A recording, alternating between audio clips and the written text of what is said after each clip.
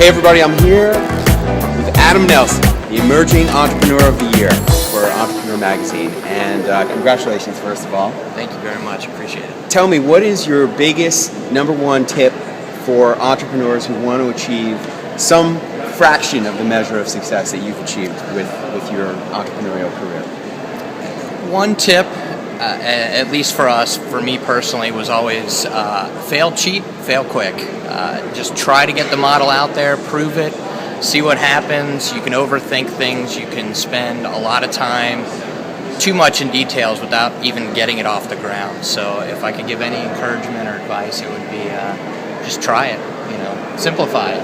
And then you can always go back and add more to it, update, create more, and add additional value. So you're a ready, fire, aim kind of guy. Absolutely, yep. Absolutely. And in today's market with limited access to funds, to resources, you almost have to take that approach, at least for us in a consumer product fashion. Mm-hmm. Okay, and what about availability, like cell phone availability? How do you feel about, how available should an entrepreneur be on the phone?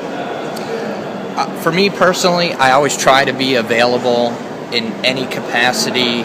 You don't want to overcommit and underdeliver where you're always trying to be accessible to everyone and then you can't. Mm-hmm. So to let people know these are times you can get back to them, or just at least be responsive. Always be responsive.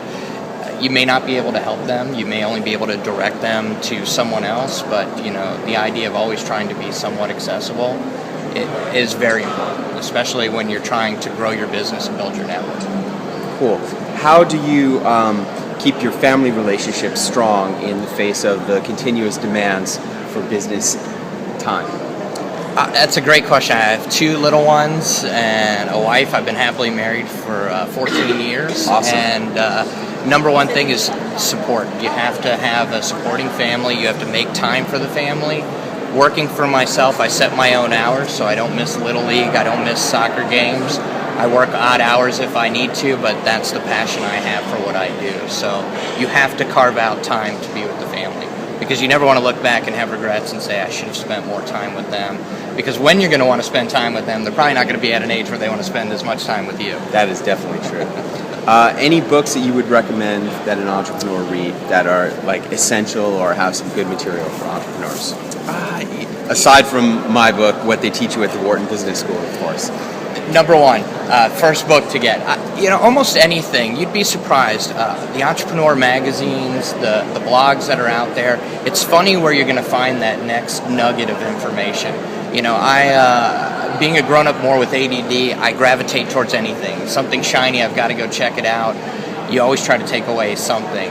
It's amazing. A sales book, bios from people that talk about a personal experience. I'm very keen on those because there's something there I might be able to apply to my own life or what I'm trying to do. Mm-hmm. What about networking? How important is networking and going to conferences in your success as an entrepreneur? Probably the most important thing. One of the things that I think a lot of people forget is your network is your most valuable asset. You take it with you wherever you go. Mm-hmm. So when people work for large companies, what they tend to forget is who their network is. Mm-hmm. Is it their employers or their own? Build your own network. Go meet people. You never know the person you're meeting is going to be able to help you or you're going to help them. Always be willing to talk to everybody at least just one time to get some information. Today's opening speech talked about, don't wait for that person to call you when there's something in dire need. Right. Always know them, be more receptive, take that call. Cool. Speaking of organizations and networks, what about EO? Tell us a little bit about EO and your involvement in that. EO has been a great experience. It's the Entrepreneurs Organization. It's a global organization. It is for entrepreneurs to basically work with other entrepreneurs. Once you join EO and there's a evaluation process, you have to apply to actually be accepted in it. You join what's called a forum, and they become more like an advisory board or a council, which really help other entrepreneurs to experience and help you get through problems that most people don't appreciate. What it's like to work with vendors and suppliers knowing that you can't burn bridges because these are the people that are going to help your business the next day. And the average person that goes home at 5 o'clock or on a Friday can shut business off where you don't always have that luxury. So it's been a great organization to be a part of. Speaking of 5 o'clock, last question. What is your work week typically? How many Work hours? week. How many hours in a week?